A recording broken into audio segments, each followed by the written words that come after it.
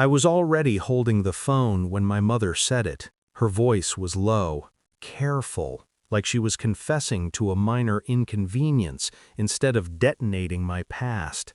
"We never saved for your college," she said. A pause, a breath.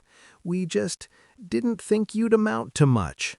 The room didn't move. The clock on the wall kept ticking, obedient and cruel. My father stared at his hands like they were evidence he didn't want to touch.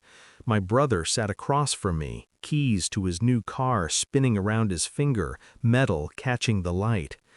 I felt nothing at first. That scared me more than rage ever could.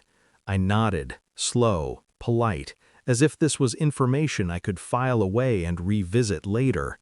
My chest stayed calm while something darker rearranged itself behind my ribs. I thanked them. That was the moment everything began. I replayed the sentence for weeks. "Didn't think you'd amount to much."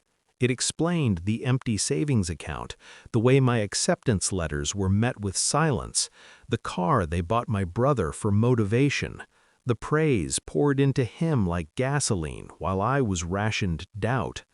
They framed it as practicality, investment strategy. He showed promise. I didn't.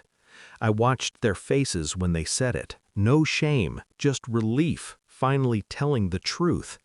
I smiled through dinner, passed the salt, asked about the car's mileage. Inside, my mind began inventory, years, patterns, transactions. I remembered the college fund they used to joke about, the account they said took a hit during the recession. I remembered my father's sudden kitchen renovation, my brother's private tutor, the way money appeared when it was for him. I didn't accuse, I didn't cry, I listened. Betrayal isn't loud, it's administrative, paperwork, decisions made when you're not in the room. I started quietly. Bank statements, old emails, tax filings they never thought I'd understand. I'd learned patience in places they never noticed. Late nights, borrowed libraries, jobs I didn't put on resumes. I discovered the fund existed. It had my name on it. It had been emptied when I was 16, transferred, slowly, cleanly, into accounts that paid for my brother's future. I kept showing up for Sunday dinners, laughed at my brother's stories, let my mother ask how my little job was going, let them believe what they needed. Inside, I constructed timelines. Every compliment they gave him aligned with a withdrawal. Every doubt they fed me paid his tuition. I printed the statements, labeled them, slid them into a folder the color of bone. Still, I waited. Revenge rushed is sloppy. I wanted them awake for this.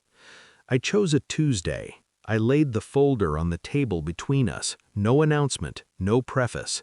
My father opened it first. His face drained, as if gravity had doubled.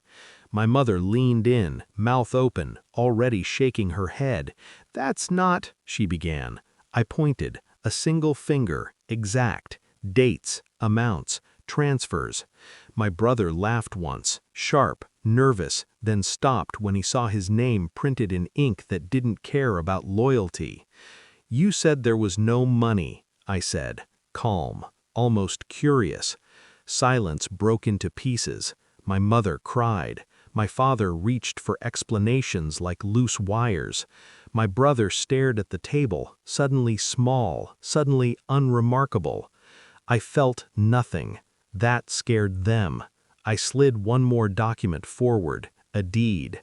The house they were sitting in, mine, purchased quietly, paid in full, their names absent. "I didn't amount to much," I said, "so I didn't think you'd need to know." My father's mouth opened, closed. My mother reached for me and stopped halfway, as if remembering she no longer had permission. I stood, took my coat. They were still speaking when I left. Apologies, justifications, love repackaged too late. None of it followed me out the door. I don't hate them. Hate requires intimacy. What I have now is clarity, distance sharpened into power. I reclaimed what they decided I wasn't worth. They taught me something valuable in the end. Never invest in people who already spent you. And I walked away knowing the truth had finally chosen a side.